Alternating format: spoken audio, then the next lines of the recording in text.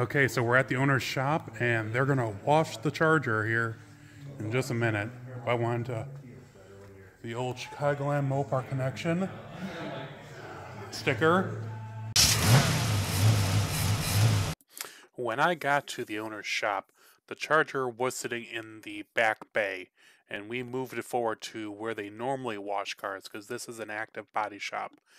And there was a bunch of work to do before the detail guy came, but he came a little bit after we got it, and they went and power washed the entire car.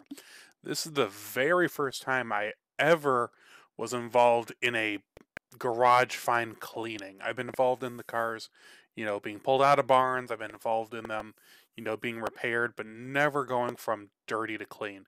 And it was really nice to be able to watch, a professional go around and really do a nice job. I mean, you can see from the video, which I'm not quite sure. I did a time lapse and it came out okay. I think I had the wrong setting, but it's all right. You get the idea. The Charger had been repainted once. It is original F5 medium grain, so it's not the darker one or the spring grain. But when it's in the sun, it comes out really nice. But for what we know, is the car was repainted once because there's a lot of Bondo. I think we found some chicken wire in it at one point. The front fender, which I didn't really show, I should have. There's a huge chunk in the top of the fender. You saw it in the previous video where you could stick your hands through the holes, which sucked. But the new owner of the car has already gone out to Mopar City in Oregon, Illinois, and picked up one replacement fender and two new quarter panels and a new stripe delete emblem for the rear quarter panel when he replaces it. But we were really blown away by how good the car turned out. Even with all the custom work that the previous owner had done, you're looking here as they clean the top. It looks like it's a white painted top, and it is painted now, but it's originally a vinyl top car, a green vinyl top car.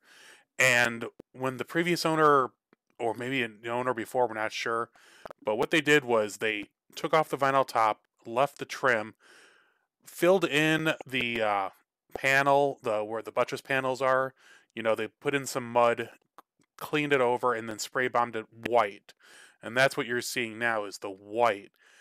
And they stuck the emblems on. It's like they didn't do a lot of real heavy body work. They just made the car presentable, which it did. I mean, when you looked at it real quick, it looks good. Like in these videos, while it's wet, it doesn't look that bad, which was fortunate. Other than I should have gotten some close-ups, but there was holes in the rear roof panel, and it definitely needs a lot of work. But this guy is a body shop, so I don't doubt that they'll be able to put it back together once everything is settled and he has all the parts he needs. The car was cleaned by his friend who came from, I believe he was right by the Wisconsin-Illinois border. You see his information on his shirt and on his hat. But he came down on, I think this was Wednesday, a few weeks ago, and did it as a favor to the new owner. Just went over the whole car. You can see we're pressure washing it here, and then we'll go over with soap and water. It really, really was exciting. You're showing us where some of the Bondo is, and you can see there where the giant chunk of Bondo and rust was. Fortunately enough, they reproduced just about everything. AMD just announced, I think last year, the last few pieces that were missing out of the Charger are now being reproduced. So you can build a new 69 Dodge Charger if you wanted. So that was really exciting news in the Mopar world. And I don't think this Charger will need it. It needs a lot, but it doesn't need all that work. Especially when you see at the end of the video, the doors were still watertight. The seals hadn't deteriorated from being out. I mean, all they were sitting, it was in a garage for, 30, 40 years. There was no sun, no elements to deal with. Yeah, the underside really got beat up in being in Chicago winters. And we found a really cool Elmer's College sticker in the rear window. You couldn't see it in the dust before, but once they got washed, I do a close-up at the end. it was really exciting. I mean, to see all the stickers nice and clean. The Chicagoland Mopar Connection is the Chicagoland's area's Mopar Club, which I'm a member of. And this owner was apparently a member back in the 90s, 2000s. We're not really sure because we don't have data going back that far. But he had the sticker, and it's basically the same sticker that's on my Challenger right now, which was a pleasant surprise. But none of my friends who are in the club remember this Charger, and many of them had gone back to the beginning. So it's a little bit of a mystery there. With the new owner getting more involved in the Mopar community, he's not really a Mopar guy, he's a car guy. But with him going to Mopar City, and I gave him all the information on the Mopar club and the different meetups and all that, he does want to get the car running and driving and mechanically sound. And what the plan is to, like I said, get mechanically sound, and then fill in the holes, like the floor is really bad, and fill in the holes in the trunk, and just make the car drivable for a short while.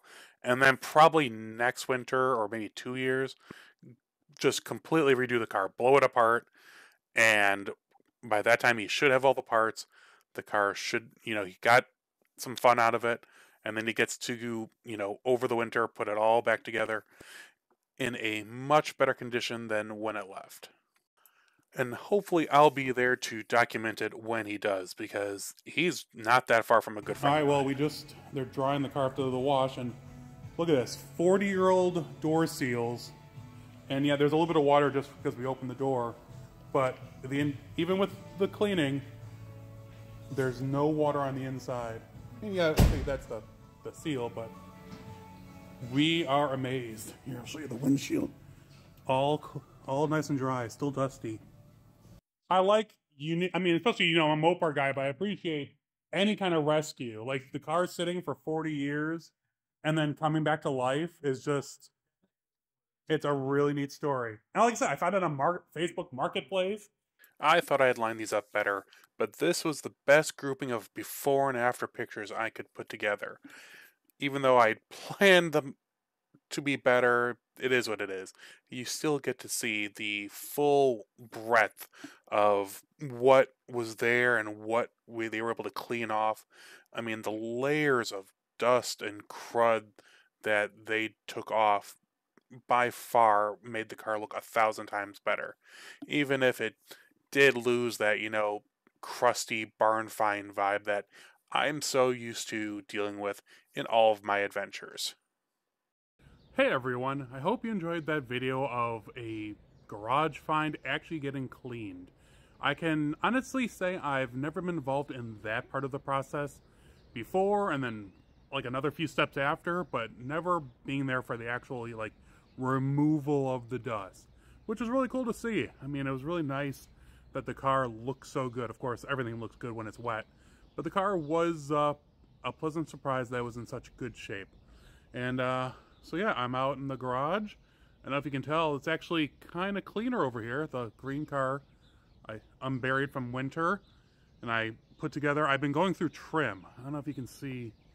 All this is now the trim. I moved it from this small shelf here to the big shelf here because the small shelf is really tiny. I don't know where I got it from, but it's not as deep as any of the other stuff I have. So I'm going to clean up, and I'm going to remove, right here, there's a small shelf.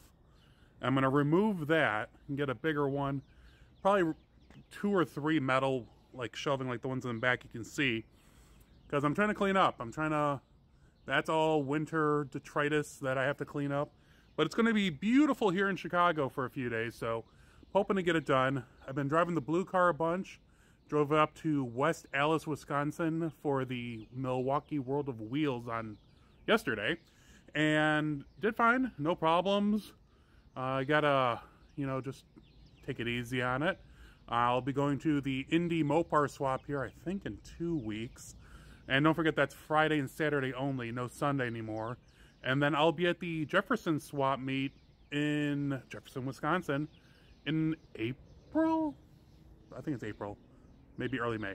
Whatever, when it gets closer, I'll post about it. But I'm going to be working on a video on the blue car and the green car because I have a lot of backlog on those. But which one do you want to see first? The one with, you know, almost 300,000 miles or the one with 0 miles? You let me know. I'll talk to you all soon. Stay safe. That was really bad. Everyone, bleh. I'll talk to everyone soon. You guys all stay safe.